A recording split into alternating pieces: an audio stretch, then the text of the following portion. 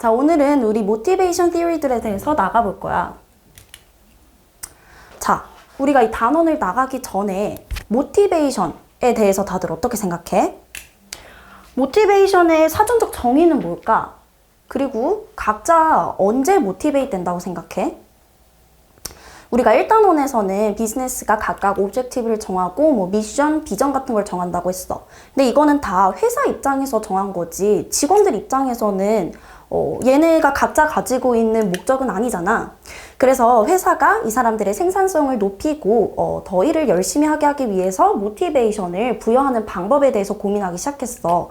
우리가 2단원에서는 전체적으로 인력 관리나 뭐 조직 관리, 그리고 사람들을 어떻게 하면 잘 뽑을 수 있을지에 대해서 배웠잖아. 그 중에 우리가 이제 인력 관리할 때 중요한 것 중 하나가 모티베이션이기 때문에 이번 2.4단원에서는 이거에 대해서 알아볼 거야. 자, 그럼 모티베이션이 무슨 뜻일까?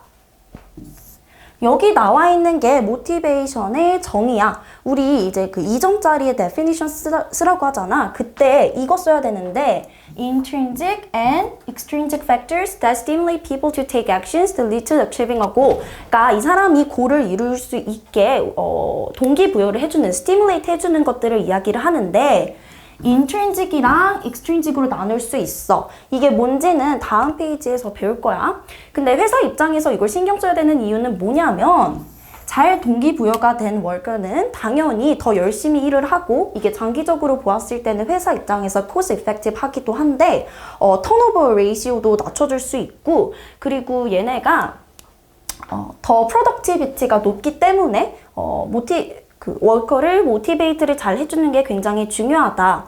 그래서 연구 결과에 따르면 모티베이션 레벨은 생산성에 다이렉트한 임팩트를 가지고 있고 이게 기업의 그 경쟁력을 높여주기 때문에 모티베이션은 굉장히 중요한 요소다. 자, 여기 보면 highly motivated worker 같은 경우에는 productivity가 높고 이게 유닛 코스트를 낮춰준다 라고 되어 있어. 그리고 이거는 레이버 턴오버를 낮춰준다고 되어 있는데 레이버 턴오버는 나중에 이제 계산하는 그 공식을 배울 건데 얼마나 많은 사람들이 나가는지를 보여주는 지표야. 이게 당연히 높으면은 우리 그 리크루팅 하는 거라든지 트레이닝 하는 코스트 같은 게 올라가고 당연히 전체적인 그 컬처에도 문화를 미치기 때문에 당연히 안 좋겠지. 이거를 모티베이션이 낮춰줄 수 있다라는 그 특징을 가지고 있어.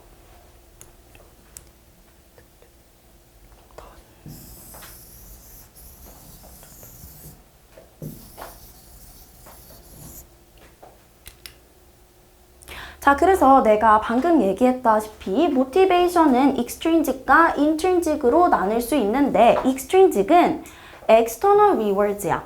그러니까 가장 대표적인 예시로 그냥 쉬운 거는 pay. 우리가 돈을 받는 거에서 extrinsic motivation을 얻을 수 있다라고 얘기를 하는데 intrinsic motivation 같은 경우에는 우리가 예를 들면 공부를 열심히 했어. 공부를 열심히 해서 성적이 잘 나왔어. 이때 느끼는 만족도라든지 성취감이라든지 이런 것들이 intrinsic motivation이야. 그러니까 외부에서부터 나오는 게 아니라 이게 이 직원들의 내부에서부터 나오는 거. 그래서 얘가 조금 더 까다롭고 뭐 달성하기도 어렵다라는 특징을 가지고 있지. 모티베이션은 그래서 두 가지로 나뉘어진다라는 거 꼭 기억하고 2점짜리 데피니션 쓰라고 하면은 썼으면 좋겠어. 그리고 이게 4점짜리로 비교 대조하는 문제도 나올 텐데 각각의 정의 쓰고 그거에 대한 예시 써주면 될 것 같아.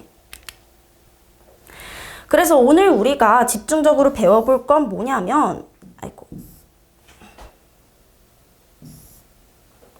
그래서 우리가 오늘 집중적으로 배워볼 게 뭐냐면 모티베이션 티어리야. 이게 10점짜리 에세이로 굉장히 많이 나오거든. 그러니까 비교 대조 하시오도 많이 나오고 아니면은 이 회사에서 쓰고 있는 모티베이션 티어리를 이밸루에이트 하라. 뭐 이런 것도 많이 나와. 그래서 총 5개가 있어. 그 중에 뭐 이거 5개 다 볼 건데 아마 매슬로우는 조금 알고 있을 거고 테일러 같은 것도 좀 알고 있는 학생들이 많을 거야.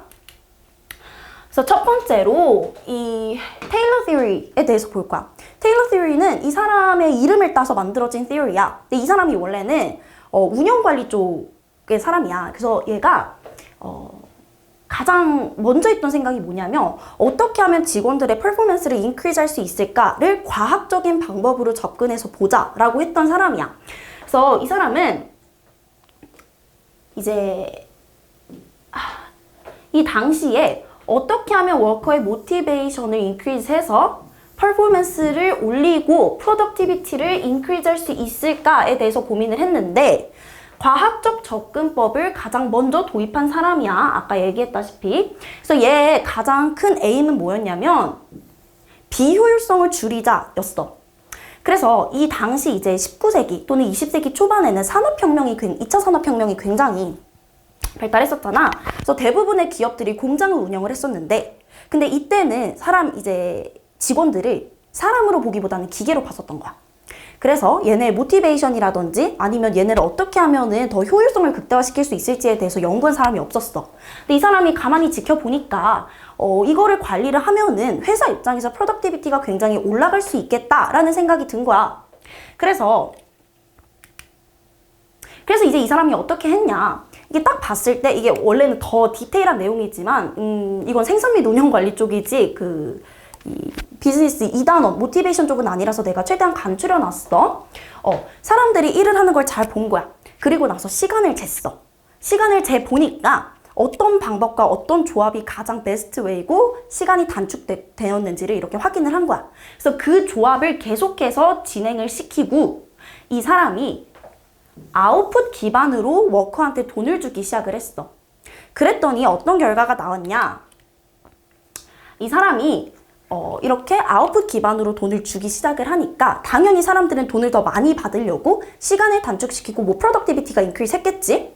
그래서 이 사람의 theory는 economic man이라고도 불려. 왜냐면은 이 사람은 돈이 가장 중요한 모티베이션의 그 원천이라고 생각을 했던 거야. 그러니까 사람은 언제나 돈을 더 벌려고 열심히 일을 할 것이다 라고 가정을 했던 사람이야. 그래서 이 사람은 wages level based on output을 실행했던 사람인데, 자, 이게 굉장히 효율적이었어. 그리고 이 사람은 또 생각을 했던 게 뭐냐면, 이때 당시에는 직원들의 스페셜라이제이션이라든지 아니면은 이 전문화라는 개념이 좀 적었는데, 봐봐, 우리가 만약에 인형 눈을 100개를 붙여. 이거를 처음 했을 때는 당연히 하루가 걸렸을 거야. 근데 일주일 동안 이걸 하다 보니까 어때? 익숙해지기 시작하지. 그게 스페셜라이즈 됐다는 건데 일주일 뒤에는 한 1시간 걸릴 거야. 이 인형 눈 100개 붙이는데. 그것처럼 같은 직원한테 똑같은 거를 시키어서 반복 작업을 하게 되면 프로덕티비티가 올라갈 것이다 라고 제시한 사람이기도 해.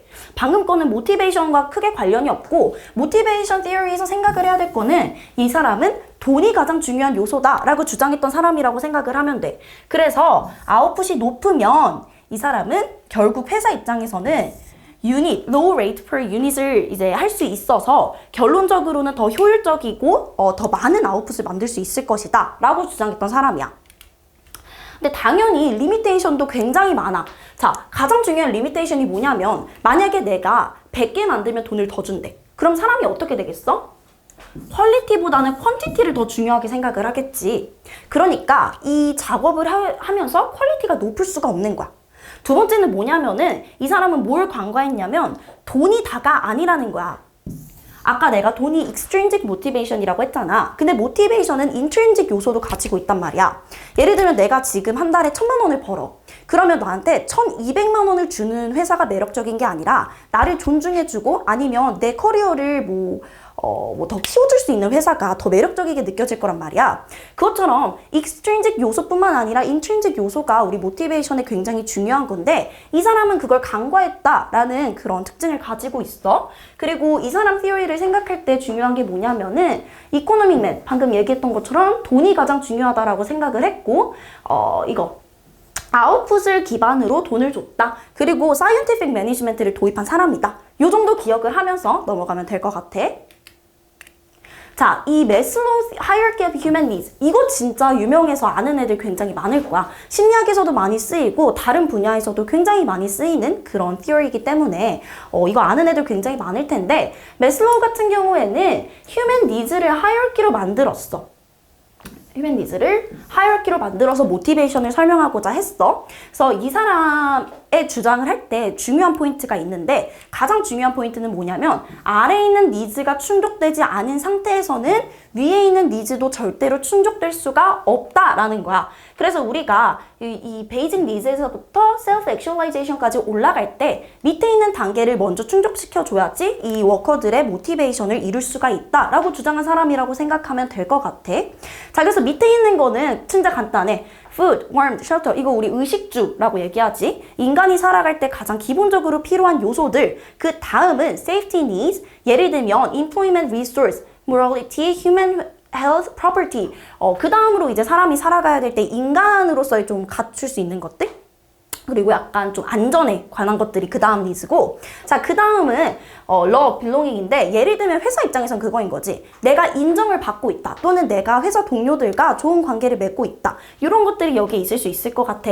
에스틴 같은 경우에는 조금 더 내가 뭐 성과를 잘 내서 뭐 회사 입장에서는 얘가 되게 잘했다라고 하면서 승진을 시켜준다거나 아니면 이 애를 인정해주는 것, 그게 셀프 그 에스팀에 들어갈 것 같아.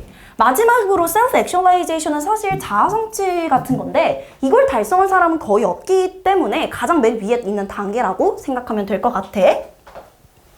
자, 그리고 이제 이 theory가 사실은 앞서 얘기했던 그 테일러 theory의 리미테이션을 보완해주기도 하는데 가장 중요한 게 뭐냐면은 봐봐.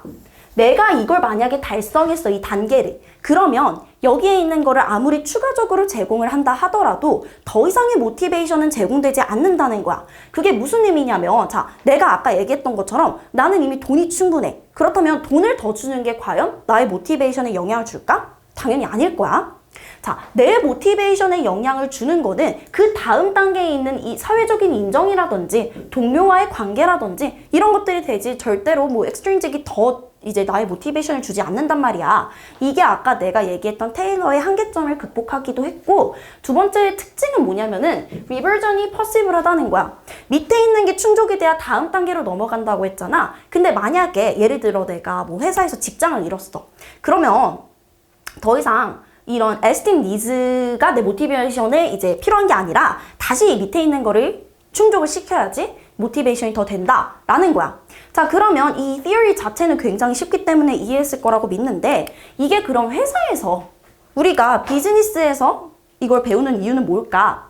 자, 보면은 회사 입장에서는 이걸 통해서 개인별로 이제 그 모티베이션을 달성시켜 줄 수도 있고, 예를 들면 요즘 회사들은 이런 개개인의 그 자아 성취를 굉장히 중요하게 생각을 해. 그래서 보상도 굉장히 많고, 그러니까 단순히 돈을 주는 게 아니라 여행을 보내준다든지 승진을 해준다든지 뭐 스톡 옵션을 줘가지고 그 사람의 성과를 칭찬한다든지 이게 다 이 매슬로우 하이어키 오브 휴먼 니즈를 기반했다라고 봐도 되거든. 봐봐. 피지컬 니즈. 이 사람한테 세이프티랑 피지컬 니즈는 사실 돈을 줘서 해줄 수 있는 거지. 돈이 있으면은 당연히 이제 뭐 의식주도 해결이 되고, 아니면 이런 뭐 job security. 자, 이거는 뭐냐면은 너가 잘리지 않을 거라는 job security를 주는 거야.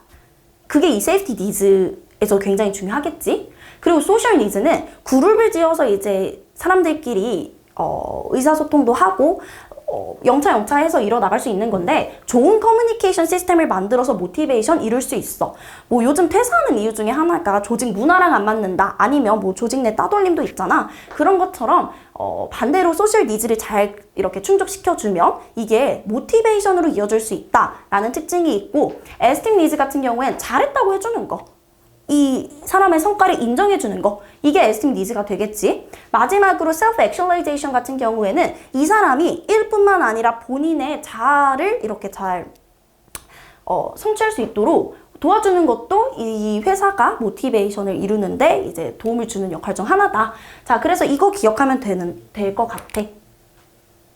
자, 이거는 내가 실제 패스 페이퍼를 가지고 온 건데, 봐봐. 여기 2번 보면은 Explain with reference to Maslow's motivation theory. 자, 이런 식으로 우리 이 회사의 케이스가 나와 있어. 그리고 이 케이스에 우리가 방금 배운 매슬로우 모티베이션 티어리를 사용해서 어떻게 직원들한테 모티베이션을 이룰 수 있게 해주었냐라는 질문이야. 몇 점짜리야? 2점짜리지. 방금 우리가 배운 그 definition 쓰고 여기서 이게 어떻게 이루어질 수 있는지, 내가 방금 말한 예시들이 여기에 해당이 되는지 잘 파악을 하면서 쓰면 돼. 자, 다음 문제 D번을 보면은 motivation theory theory를 사용해서 이 회사에서 모티베이션이 어떻게 이루어질 수 있는지를 물어보고 있어. 자, 우리가 오늘은 5개 중에 2개만 배웠지만 5개를 다 배우게 된다면 그 중에 2개의 theory를 골라서 이 회사에 적용해서 쓸 수 있겠지? 그래서 오늘은 motivation theory 중에서 테일러 theory랑 그리고 매슬로우 theory에 대해서 알아봤어.